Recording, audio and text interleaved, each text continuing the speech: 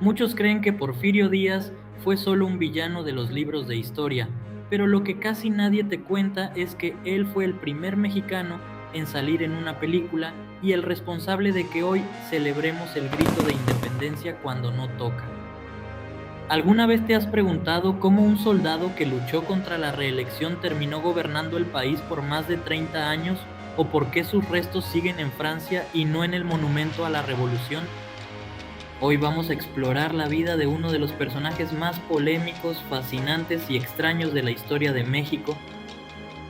Vamos a dejar de lado los resúmenes aburridos y vamos a meternos de lleno en los chismes, los inventos, sus obsesiones personales y esos detalles que nos hacen ver que, más allá de la silla presidencial, había un hombre con miedos, vanidad y una visión del mundo que cambió a nuestro país para siempre. Prepárate porque vamos a descubrir desde sus escapes dignos de una película de acción hasta por qué se ponía polvos en la cara para verse más blanco. Para entender a Don Porfirio, primero tenemos que viajar a la Oaxaca de 1830. Imagínate una ciudad pequeña, muy religiosa y llena de tradiciones. Porfirio nació el 15 de septiembre, una fecha que marcaría su destino de una forma muy curiosa. Venía de una familia humilde, de raíces mixtecas y españolas. La tragedia lo tocó temprano porque perdió a su papá cuando apenas tenía 3 años. Esto es clave porque lo obligó a crecer rápido y a ser muy disciplinado.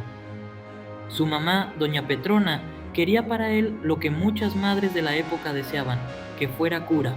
Así que el joven Porfirio entró al seminario. ¿Te lo imaginas dando misa? Estuvo a punto de pasar, pero el destino tenía otros planes. Resulta que un día, mientras estudiaba, conoció a un hombre que cambiaría su vida por completo, Benito Juárez.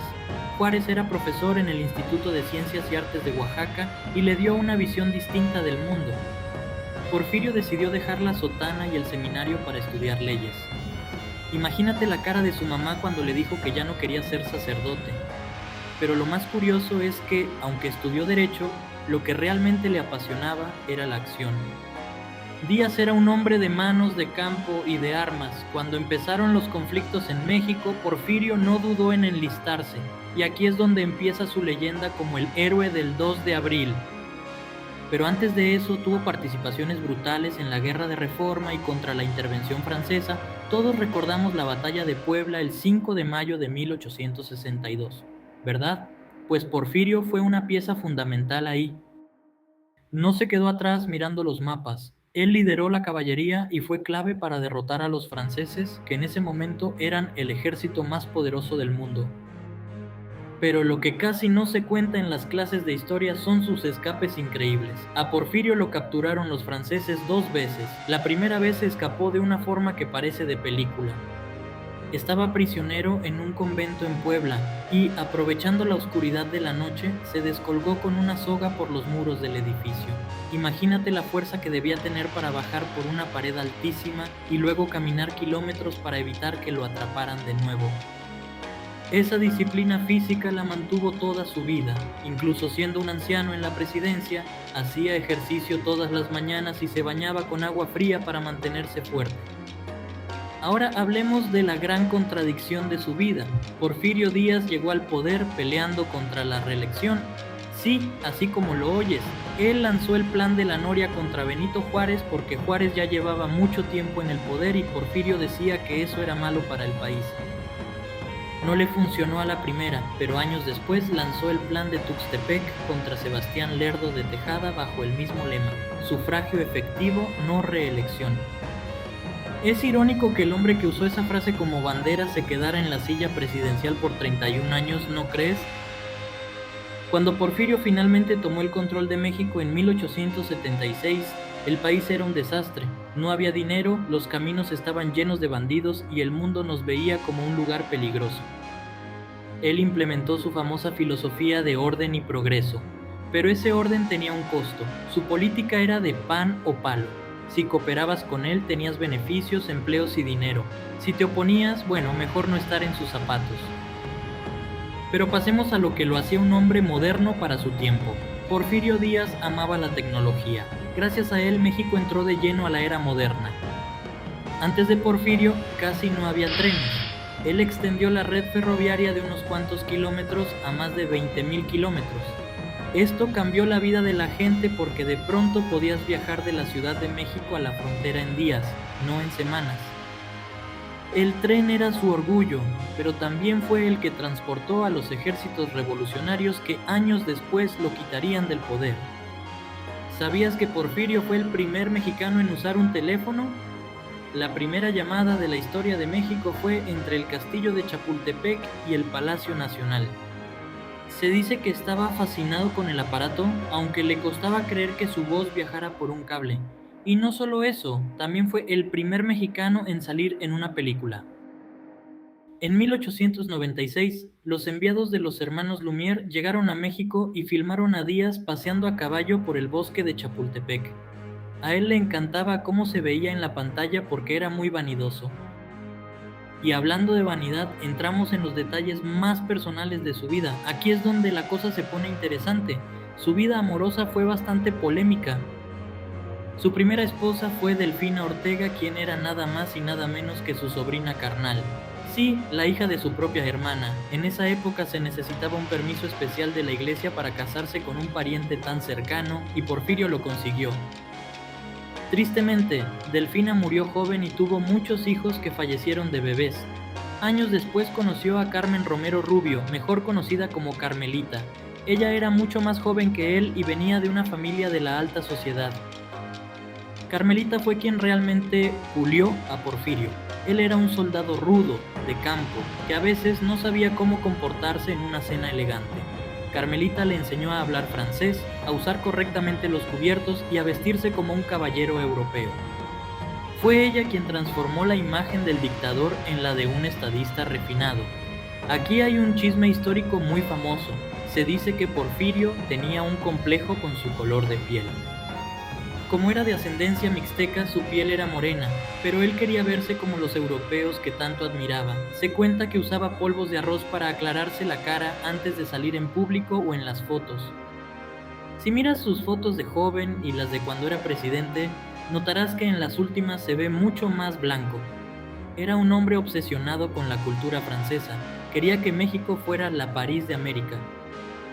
Por eso tenemos edificios como el Palacio de Bellas Artes o el Paseo de la Reforma, que están inspirados en las avenidas francesas. Otro dato curioso es el del grito de independencia. Seguramente sabes que Miguel Hidalgo dio el grito en la madrugada del 16 de septiembre. Entonces, ¿por qué lo celebramos la noche del 15? Existe la leyenda de que Porfirio Díaz movió la celebración para que coincidiera con su cumpleaños. Él nació el 15 de septiembre y quería que la fiesta nacional fuera también su fiesta personal, aunque hay historiadores que dicen que la celebración ya se hacía desde antes, el día 15, no cabe duda de que a don Porfirio le encantaba que todo el país festejara justo el día en que él soplaba las velitas de su pastel. Pero no todo era fiesta y tecnología. El gran problema de su gobierno fue que ese progreso no llegó a todos. Mientras los ricos vivían en mansiones de estilo francés y comían caviar, los campesinos perdían sus tierras y trabajaban en condiciones de esclavitud en las haciendas. Aquí es donde surge el gran desafío para Porfirio. Después de tantos años la gente ya estaba cansada, el país era como una olla express a punto de estallar. El momento clave de su caída empezó con una entrevista. En 1908, un periodista estadounidense llamado James Creelman vino a México a entrevistarlo. Porfirio, tal vez por un exceso de confianza o porque ya estaba viejo y quería parecer democrático ante el mundo, dijo que México ya estaba listo para tener elecciones libres y que él ya no se iba a postular. Grave error. Esas palabras fueron la chispa que encendió la pradera. Un hombre llamado Francisco I. Madero leyó la entrevista y se la tomó en serio. Formó un partido político y decidió competir contra Díaz. Porfirio, fiel a su estilo de pan o palo, metió en la cárcel a Madero cuando vio que se estaba volviendo muy popular. Pero ya era tarde, el descontento era demasiado. En 1910, Porfirio decidió echar la casa por la ventana para celebrar el centenario de la independencia. Fue una de las fiestas más lujosas de la historia de México. Invitó a delegaciones de todo el mundo, inauguró el monumento a la independencia, el famoso Ángel, y hubo banquetes increíbles. Quería demostrarle al mundo que México era un país moderno y estable. Lo irónico es que mientras él brindaba con champaña, la Revolución Mexicana ya estaba golpeando la puerta. Pocos meses después de las fiestas del centenario, estalló la lucha armada. Porfirio se dio cuenta de que ya no podía sostenerse. Para evitar que el país se desangrara más, según sus propias palabras, decidió renunciar en mayo de 1911. Se fue del Palacio Nacional de madrugada para que nadie lo viera y tomó un tren hacia Veracruz. Allí lo esperaba un barco alemán llamado Ipiranga. El momento en que Porfirio Díaz abandona México es realmente conmovedor y triste, sin importar si lo odias o lo admiras.